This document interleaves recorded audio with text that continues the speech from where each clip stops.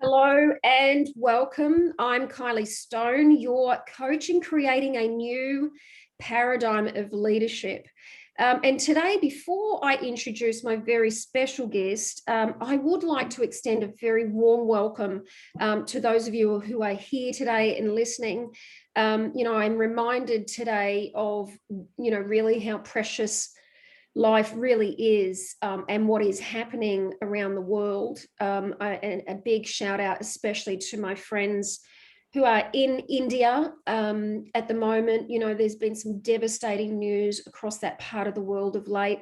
And then also in the Middle East, I think it was pretty clear that there's been some really horrific things happening in that part of the world.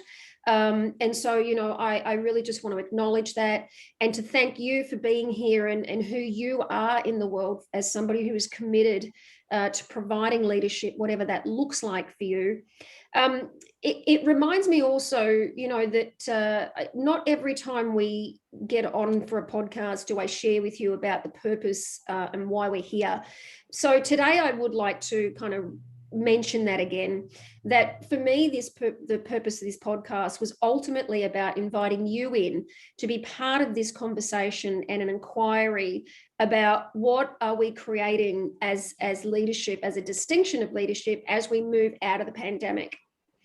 And I don't say that lightly because, I think Albert Einstein's quote sums it up perfectly, that we cannot solve our problems with the same level of thinking. And I invite you today to really, bring yourself into this conversation to see what's possible for you. Because I know even for myself, it's very easy to sit here and think, what we think other people need to do. What does the government need to do? What do our leaders need to do? What do our educators need to do, or our partners? Or what do our children need to do that's different and better? It really is easy for us to look there. But today, I am inviting all of us to be here and look from, what can I do? Or what, better yet, what can we do to really transform the way in which we are having an impact, not only in society or in communities or in our organizations, but really everywhere. Who we are and how we show up in life is not just about how we show up when we go to work. It is something that impacts us, minute by minute, day by day, no matter where we are in the world. So that's my invitation today. And it really, today is really a perfect segue into a conversation about change and ultimately what we're seeing in the world going forward. Because, let's be honest, right? The leadership models, certainly that we are coming out of, have been designed back in the Industrial Revolution, when the requirements in a job back then were very, very different. And I have been an advocate now for the last 10 years about wanting to change up the system and the structures around flexible work and giving more people opportunity to be a leader, whether or not they've got the title. So today, I'm really thrilled today to be talking to Jeri Childers, who has, I'm going to give her firstly a brief introduction, and then I'm actually going to talk to Jeri about her story and her journey. So Jeri has got a PhD in training and development with a specific emphasis in education. She is passionate about and has a fascination about what we can do to unlock, the real wisdom that exists in our community. Jeri, in terms of Jeri's background, so she has a company that specializes in advancing and accelerating, innovation, and she consults with a lot of different organizations on innovation. She's currently working with a company called First Innovators, which is a rising Indigenous startup that is delivering business development accelerators to enable Indigenous leaders to start up and scale up their careers and their business ventures. Now, given that I'm Indigenous, I'm obviously incredibly passionate about that and excited to hear what she's creating there. But that's just the beginning. So Jeri is a fellow at the University of Technology, where she conducts research on innovation and career and venture development. She was previously the Director of Innovation and Entrepreneurship and the founding director of the UTS Techcelerator, which is the University of Technology in Sydney, for those of you who do not know. Jeri also founded the UTS Female Founders Mentoring Program and Advancing Women in Tech. She's incredibly passionate about accelerating women in STEM and has been a mentor for Inspiring Rare Birds, where she's championed gender equality, diversity, inclusion, and empowering female leaders. Jeri, there is so many things in your work that are just really inspiring personally to me. So I would like to really start. I mean, it's one of those questions you go, where does one start when there's so many fabulous things to talk to you about? So I really would like to start on what you're deeply passionate about, Jeri, and kind of how you got into this space. Well, I'm passionate about focus is leadership, career, and venture development. And I got into this space because I really enjoy making the impossible possible. And I enjoy enabling other people to make their dreams come true. Now, that might sound a little trite, but if you're picking something to do, why not do something that's full of passion and purpose and that has meaning? And so, as you think about leaders coming up, the leaders coming up these days want to be focused on passion and want meaning in their work.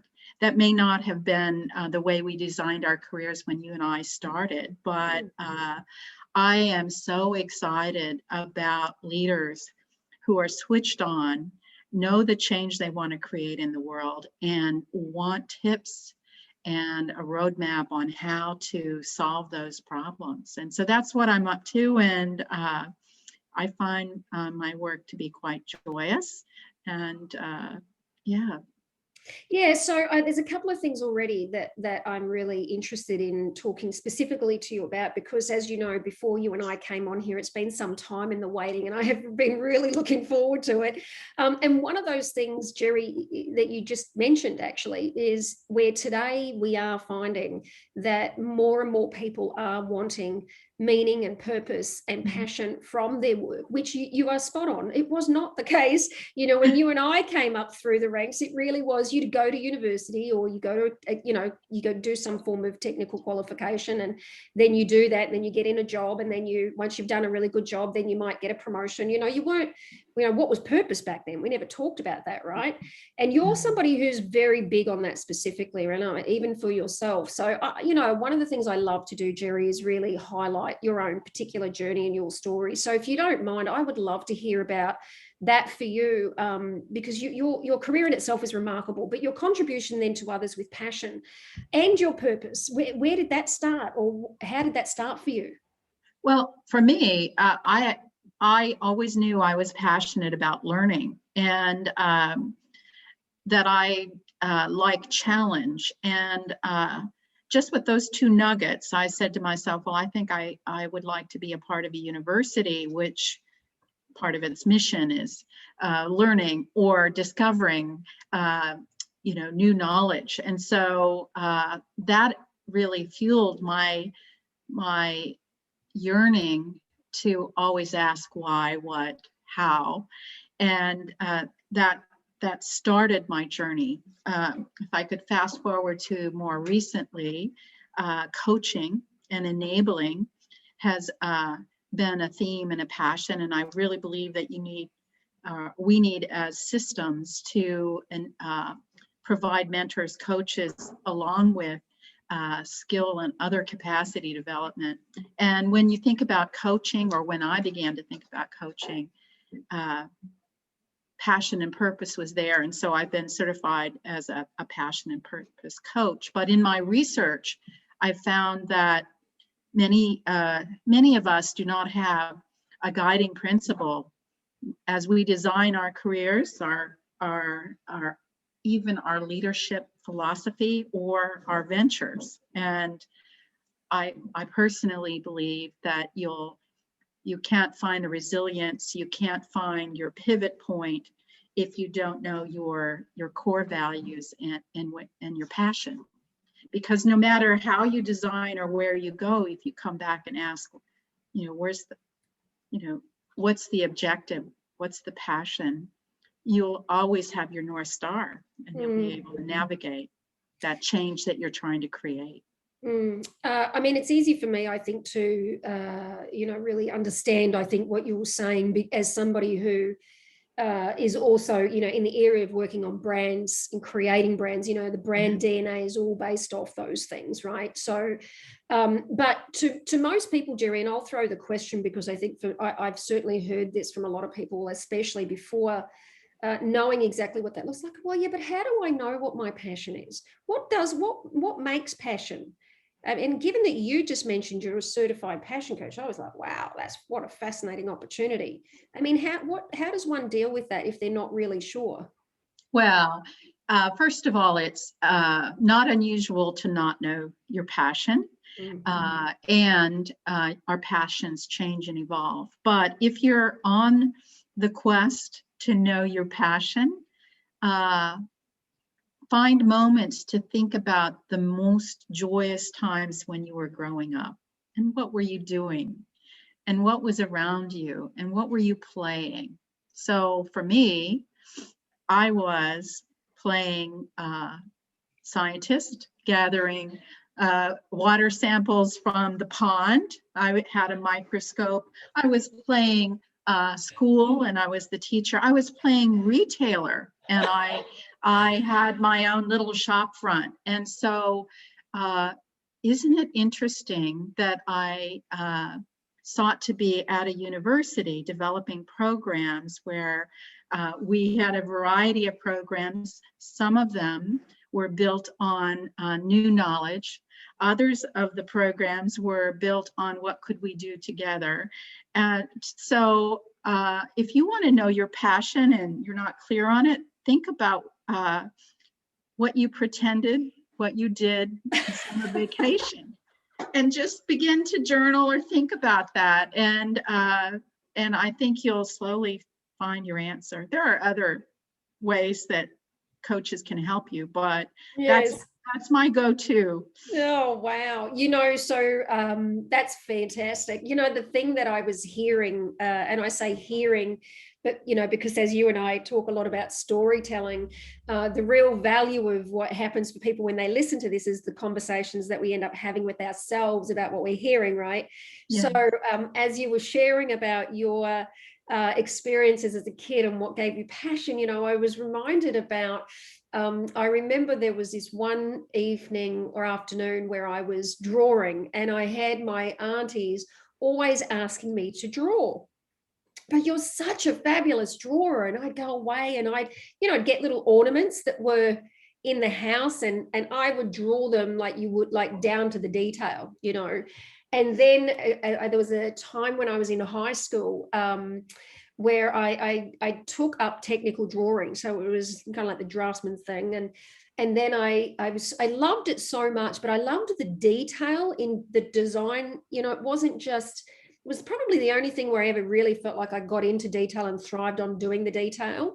But mapping out everything from the detail of the little ferns that sit in the lounge room, and then I even went to, from a year 10, I did an internship at a design company. And I'm fascinated with all the design elements, right? Now, when I left high school, I wanted to be an architect, and I won't go into the full story, but unfortunately slightly missed on my grades to get into architecture, and kind of by accident found myself in media. And so I now find it very funny. Here I am, now 48 this year, and I'm been called a brand architect, and I thought, isn't that fascinating? But the fascination with design and my desire to always want to have been an architect. And I really got to a point where I thought, maybe I've just got to sell out on that future, But now here I am, the intricacies of working with people to help them design a business or design a career or a life that centers on the things that they love. And serendipitously, there you go. That's just a great, thank you for sharing that. I think that's just extraordinary. And so how does that play out for you now, Jeri? Because you're doing some extraordinary work in innovation and STEM and accelerating businesses, right? Yeah, so about 3% of us have a plan. And so that's a great opportunity space for me because like you, I early on enjoyed the aesthetic, enjoyed the design process, and now I bring those elements of thinking through design to those who are asking the question, how do I want to move from this stuck place in my career? How do I want to go to the next level of leadership? How do I want to take my idea and commercialize it, start up, scale up? And I believe that you can use design thinking, design principles in any one of those spaces and begin to think about what are all the possibilities, and then what's most feasible next step. And so I do that with those that are interested in taking the journey. And I use a lot of research-based tools. It's really, really important to understand your mindsets and get your mindsets attuned to your journey and develop an inner game that helps you change. So we talked a little bit about how can we enable people to make the difference, make the change. And to me, it's all about an inner game, which starts with knowing your motivations, listening to your intent on where you want to go. And sometimes it takes quite a while for you to uncover where you want to go. But it also requires you to listen to that inner critic and invite that critic to be silent, because a lot of the barriers that we put in front of ourselves are really in our mind. And I enable, and I know you do the same, or I think that you do, you enable people to access resources or remove blocks. And some of those blocks are those blocks that we put there ourselves. Obviously, organizations need to be more flexible, and we probably both advocate for new structures, new flexibility there. But on the path, if you're ready to move, advance, and accelerate, you want to know how to take those internal barriers and put them aside, and to be able to navigate, survey where you want to go, and pioneer to your future. Yes, I am right with you on that one. And in fact, what I might do, Jeri, is, I might use this as an opportunity right now to put a spotlight. And I'm going to share a couple of things about what I heard for myself. But in doing that, then I'm going to ask you whether or not you can recall a moment where because I do want to get an opportunity in this time to be able to hear about some of the work that you did when you did the founded the Women's Female Founders Accelerator Mentoring Program. So I kind of want to look for an example where you might see that you could share something with us there about how this played out, because I too, like you say, like you, am a big advocate on the inner game. And I discovered that passion for myself, specifically about needing to focus in on that area when I was making a transition for myself out of News Corp. And, I'd worked as an employee for 23 years, Jeri, and I had no idea what I was doing, right? Before I made the exit, I did do some work to work out for myself, what am I going to do next? What are my skills? What are my values? What kind of job would I, I've been in marketing and, and strategy pretty much all my career. And I found that I wanted to move more into change management, which was a very similar discipline when I looked at marketing. It just focused on people instead of product. But when I did that, Jeri, I just did what I knew, right? I took my marketing approach and strategist hat and went, okay, well, what is the future I want to create? And what's the current situation and the strengths and then what's the strategy, right? Now, that was the easy part, Jeri, right?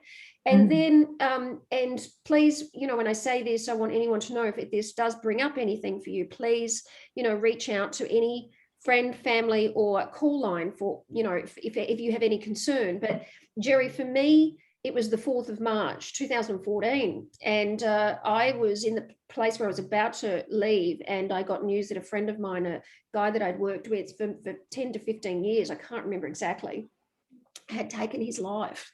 And that same day, Jeri, I went home. It was my son's 7th birthday. And so when I walked in the door, I had decided I needed to park my emotion so that I could be available for my son.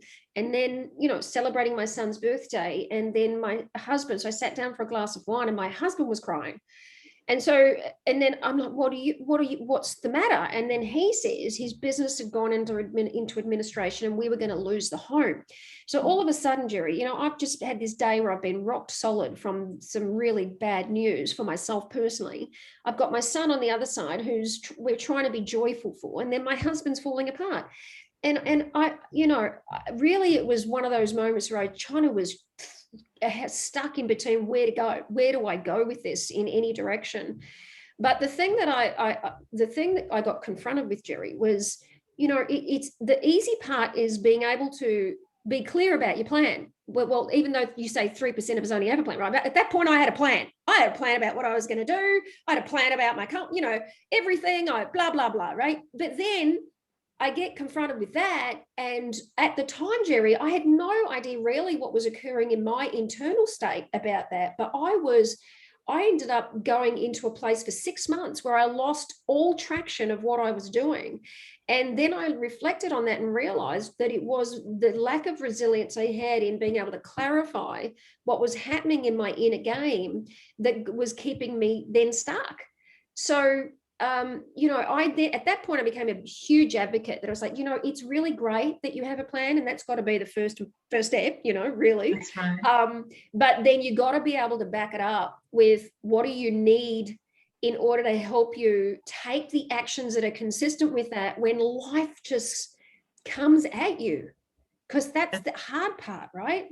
That is the hard part. And in our research around mindsets and which mindsets make you successful, and in particular, which mindsets make entrepreneurs successful, that agility is really important. We found the mindset around initiating. So it's the plan is only so good. It's related to the context. So you have to be able to, as you did, be able to park the plan for a bit and have that perhaps guide you, but you have to take care of first things first. So successful entrepreneurs are able to constantly initiate based on what's in front of them. And I didn't realize you would have such a vivid story, but successful entrepreneurs and successful leaders, when they're creating early change, have a focus on money or return on investment or impact. And they have a broad view of where they're going, all the possibilities, all the roadblocks, all the threats. So think back to your story. You were looking at the broad view, not only what each of your stakeholders was feeling, what you were feeling, and what's the most urgent. And you might take care of what's urgent, but you keep the broad view. And when you had time, you got back to that broader view. Successful leaders and entrepreneurs have a high motivation for power. And I'm not talking about the corner office. I'm talking about being able to access your inner resources and the resources around you. And we might dive into that, but being able to feel like you have power and that you're not powerless is quite important. And being able to lean on your inner wisdom and affirm that you have all the wisdom you need to be able to move ahead. You may want more information. You may feel that you're not quite ready, but each of us has the wisdom inside of us. And so what I like to enable when I work with people is enable the pivot and enable their thinking. I'm now going to use some terms around product development innovation. You always have several prototypes that you're conducting and building at the same time. So in this analogy, you have a prototype for the near term, maybe the middle term, and the long, your moonshot what you had in mind that day before everything went south. And you navigate between where you want to be now to where you want to be in the long term. And yes, many of us don't have a plan, but I advocate for having a vision of where you'd like to be.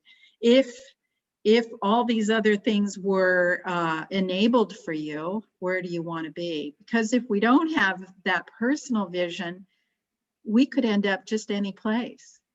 Well, that could be fine. You said it earlier before we started, I want a life without any regrets. And so I want to keep my moonshot vision there while I have my other prototypes of where I might go. And I want to enable myself and others to be able to pivot. I call that pivoting. Any little change that you need to make to move toward your vision is a pivot.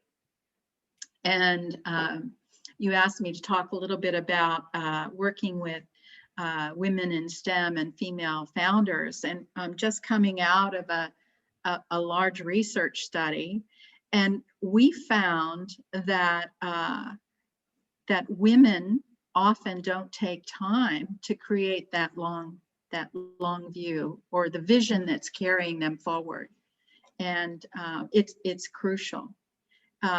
Many other things we found, but let me just put it there. Your story really brings home for all of us what we face every day, what's in front of us, and where must we lead toward. Absolutely. And I really love your what you put the spotlight on there, Jeri, about vision. And I too, as you know, there are many areas of alignment that you and I have.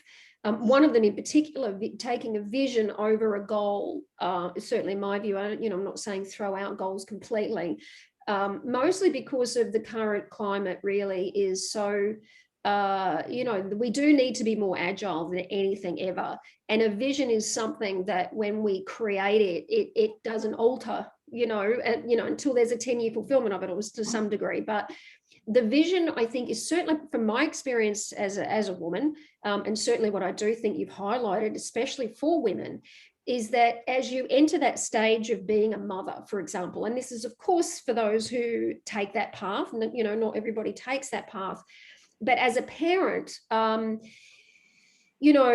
are a lot of competing priorities, and work is one priority. And these days, though, work is not, when we were coming up, Jeri, certainly in my early 20s, I would hear a lot of my bosses say things like, well, that's my personal life, this is my professional life. Then the two should never meet, right? That's kind of how that was.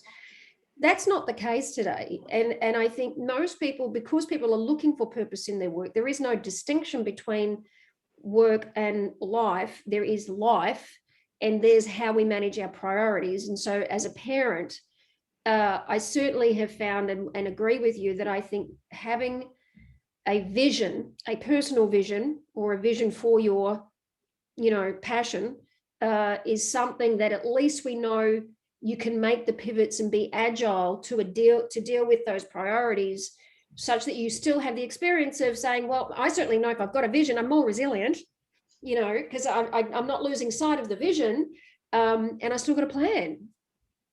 That's right. And I think having a vision is just part of it. Some of the other things that we learned in our research is that you need to claim your authority. Now, that's just an academic term for knowing what you need and asking for it. And okay, so, can you please, I'm going to ask you to say that one again. So please give me the academic term and then describe it, because this is great.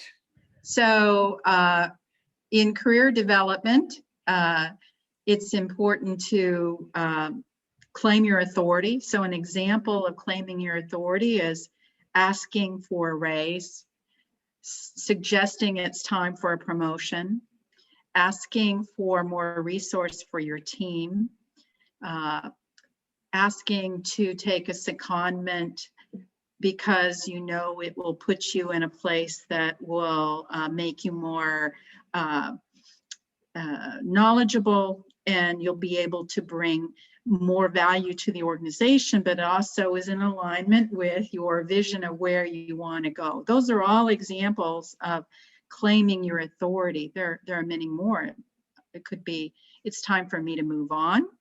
It's time for me to start up. It's time for you to back up and allow space for our team to fail and come back with ideas that we want to present to you. There are all kinds of ways. And what we found was women aren't flexing that muscle of claiming their authority. And we counted what at each pivot, was there a claim of authority, and what were the various types. And so claiming authority is knowing what you need and asking for it. You know, you may not always receive it. And, you know, as you coach entrepreneurs, it's always important to have an ask, right? And so we also looked at, are they asking for mentors? Are they asking for career sponsorship? And this is probably a conversation for another day, but sponsors are different than mentors. Sponsors are the people in the room where the decisions are being made. And you can imagine that, and the research shows that sponsors have a direct impact on moving you where you want to be in your career or your venture.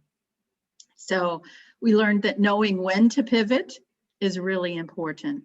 Many women were describing that they stayed too long, partly because they didn't have a view of what was next.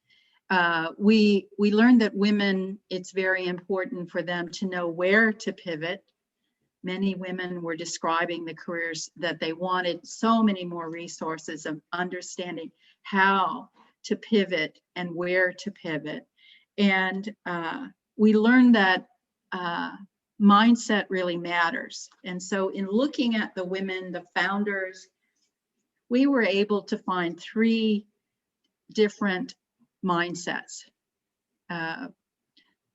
So there are the navigators who enjoy step-by-step planning and movement or leaping. And probably there are teams and organizations that are step-by-step in their growth. Then we call those navigators. And the surveyors, they are willing to risk more.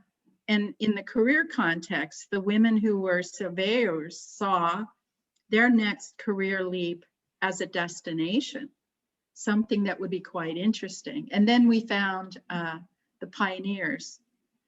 So the pioneers wanted something completely different, were willing to make a huge career leap, take themselves to a new sector, a new functional area, requiring more training or a complete transformation. So back to our analogy of you might have the long view, but what are you going to do next? And so you might, in the course of your career, deploy both stepwise navigation as your theme of decision making while you're working on your pioneer career leap. And that same would be true as you're thinking about your venture and how you're going to grow and pivot your venture.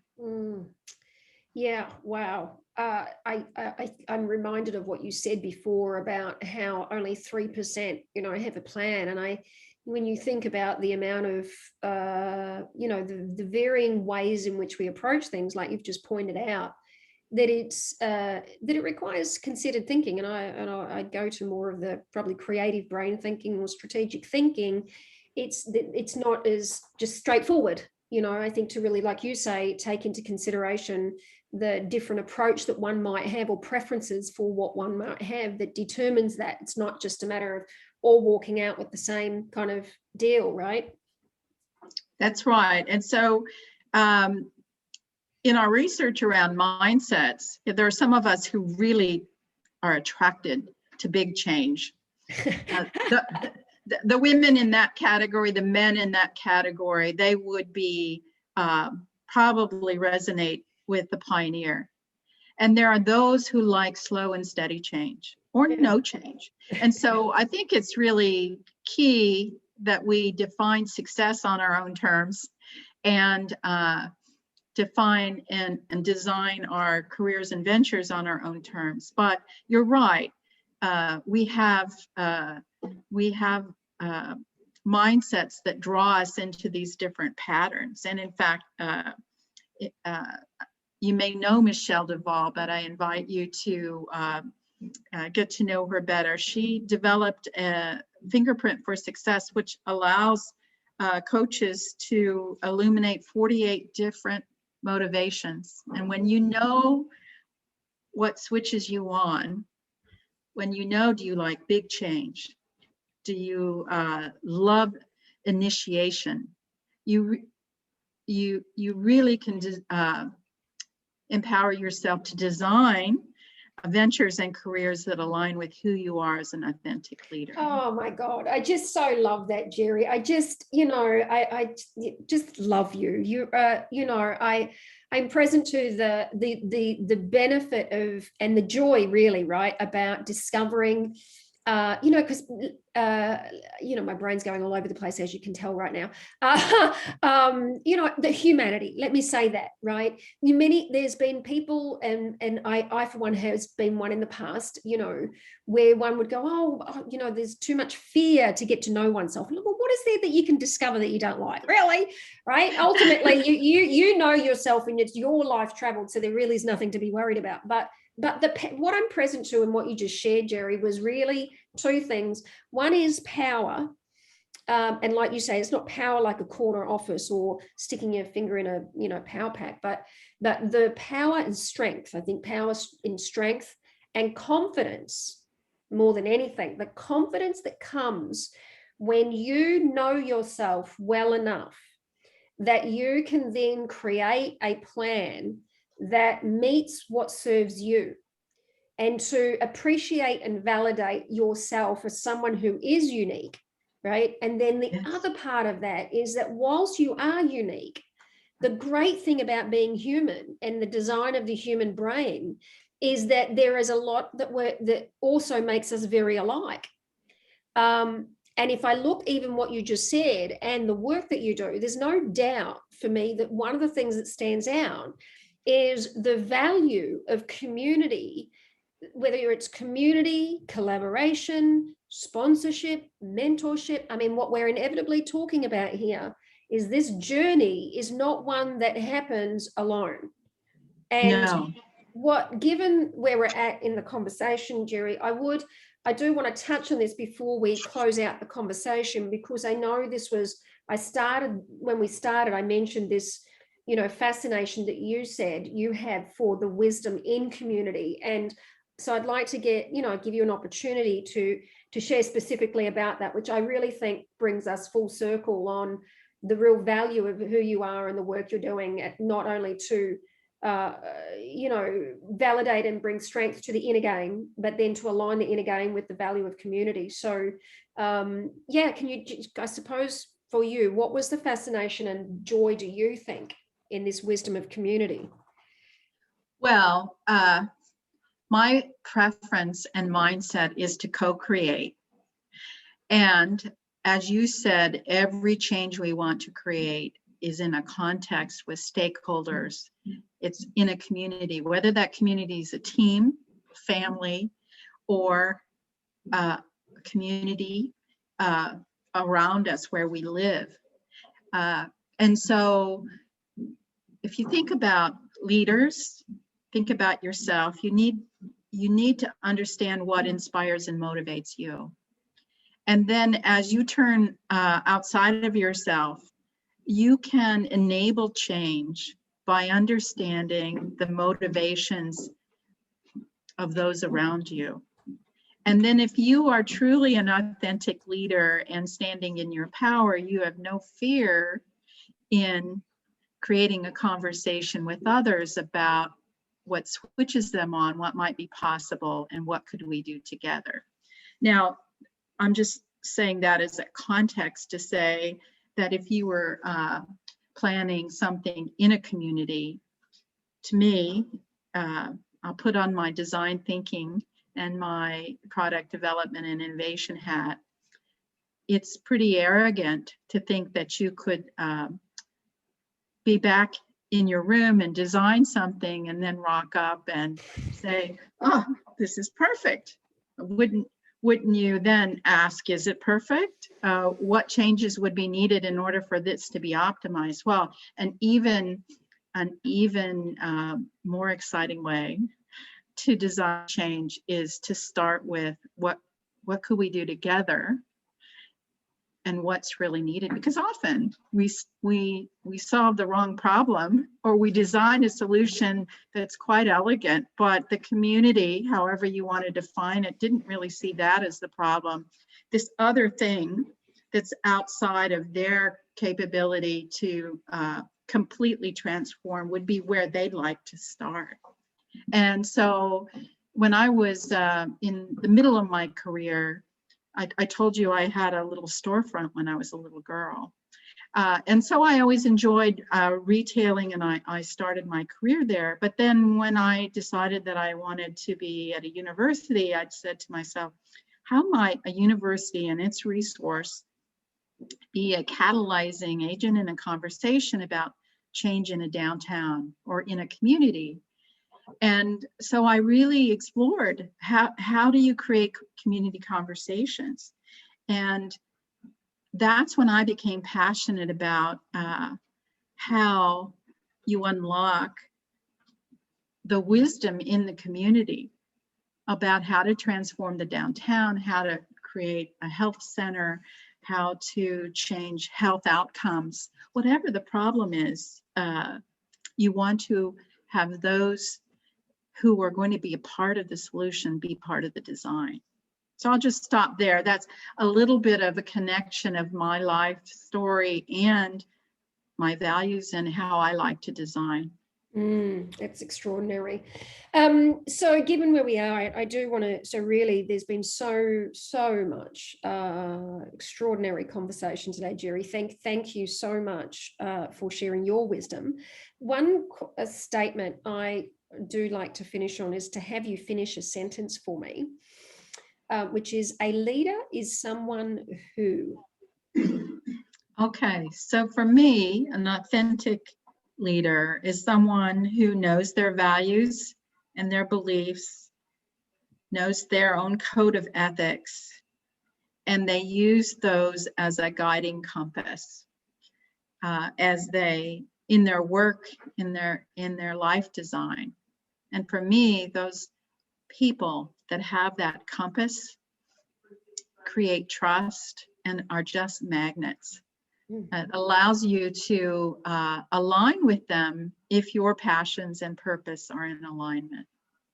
So it calls me constantly to know who I am and where I want to go, so that I might attract others who want to go in the same direction. It's beautiful. Well, thank you again, Jeri. It's been absolutely extraordinary sharing with you, and I could talk to you all day. It's so many various things in there that are just such a delight, and thank you for the contribution that conversation certainly I think is going to have on others. You know, the areas of everything that you brought today, in terms of the work that you're doing, you know, the research that you've got around that, and the authority. There was so much in that. Oh my goodness, even for me, I think I could go back and listen to that part in itself on steroids, you know, about the claiming authority and then what you unpacked about passion. So really my invitation to those of you who are here today, you know, if you need to go back and listen to today's podcast, really do it. You know, that conversation on passion, you know, if you're not really grounded for yourself about that, you know, that was some extraordinary advice there. Go back and take a good look at that for yourself, because it really does make an extraordinary difference. And then also, you know, whether you're a woman or a man, really, the conversation about authority, really, and to know that making those requests, you know, what you said, Jeri, about, you know, being clear about what you need and want, and then asking for what you need and want, and using this as an opportunity to go back and listen to that part of the conversation, because you know, there is, we could say there's that, we know that technically in the world that there are areas of gender equality that get covered in that, where we're not, whether that we're not raising into a job that we want, or we're not earning the money that we want, and those things. And to ask yourself the question, you know, in what Jeri was highlighting about, what could you see that it is that you need? You know, what are the changes or the things or the requests that you've got that would kind of move you closer to your passion or align with your passion? And what actions would you take as a result of hearing that today? And I'm absolutely sure that I know Jeri would be much like myself. If you take an action and you do that, please make sure you send us a note. Both Jeri and I, you can reach either one of us on LinkedIn. Jeri's company, Jeri Childers, advancing and accelerating entrepreneurs. So, you know, easiest place always from these podcasts is to reach out on LinkedIn. Does that work for you too, Jeri? Oh, it certainly does. I invite that. Yeah, fabulous. So make sure you follow Jeri on LinkedIn, connect with her, and, you know, and please do share any stories that come as a result of this. We're really, you know, we're big advocates on the power of story and storytelling. So we welcome that you share with us anything that does come out of that.